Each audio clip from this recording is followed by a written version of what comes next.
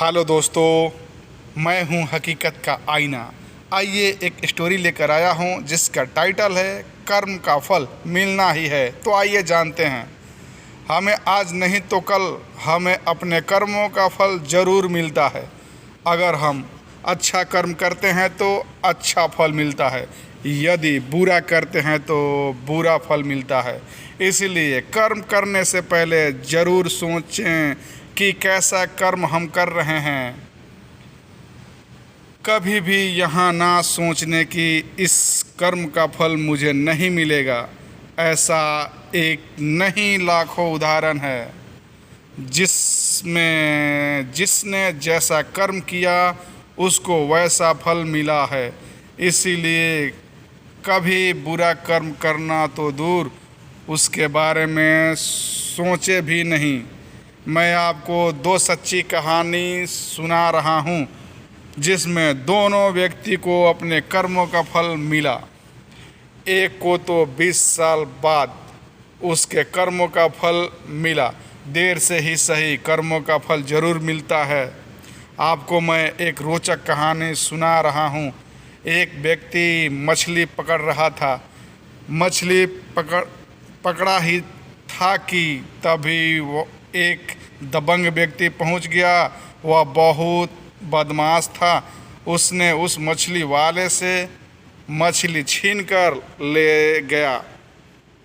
दबंग व्यक्ति मछली लेकर जब जा रहा था तब वहाँ मछली जिंदा ही थी।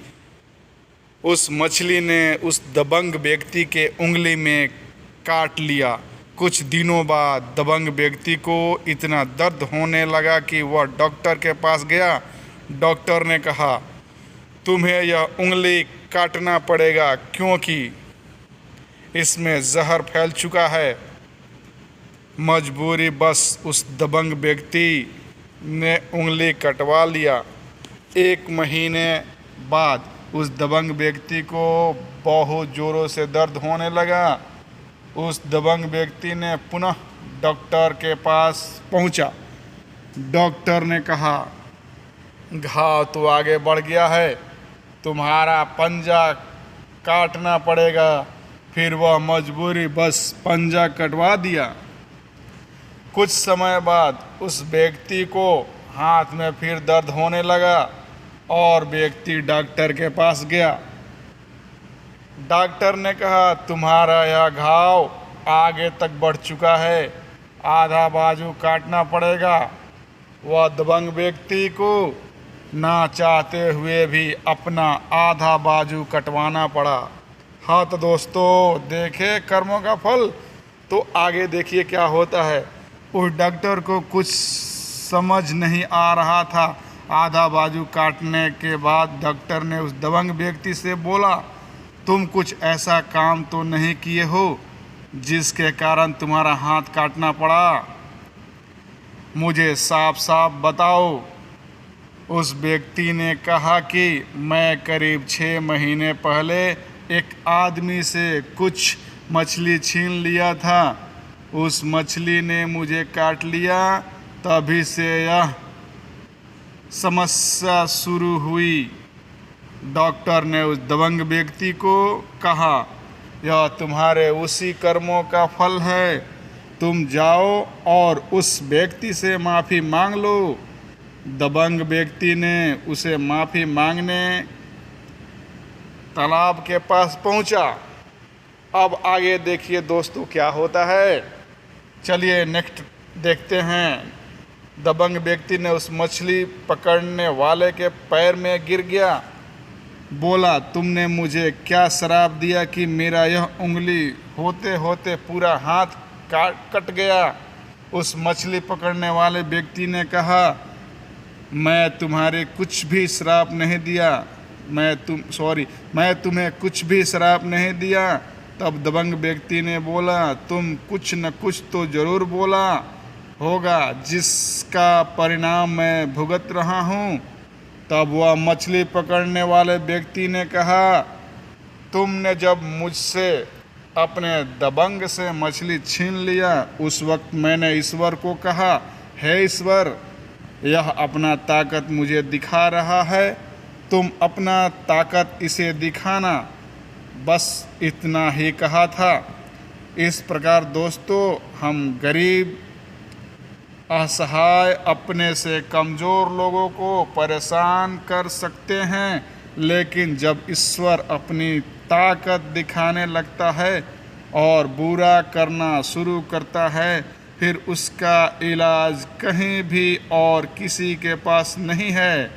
कोई व्यक्ति कितना भी बड़े पदों, ऊंची हैसियत रखता हो, लेकिन ईश्वर से ऊंचा नहीं हो सकता। इसीलिए हम कभी भी बुरा कर्म नहीं करना चाहिए, कभी भी किसी गरीबियों, निर्धन लोगों को सताना नहीं चाहिए।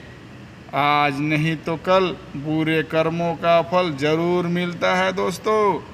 इसीलिए आगे कभी भी ध्यान रखिए दोस्तों।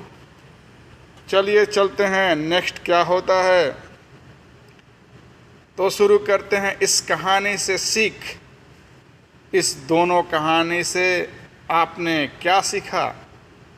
हमें कभी भी ज़्यादा घमंड नहीं करनी चाहिए, दूसरे को सताना या दूसरे को बुरा नहीं करना चाहिए। प्राचीन समय में लिखे गए महाग्रंथ गीता एवं रामायण में इसी बात पर जोर दिया गया है। रावण बहुत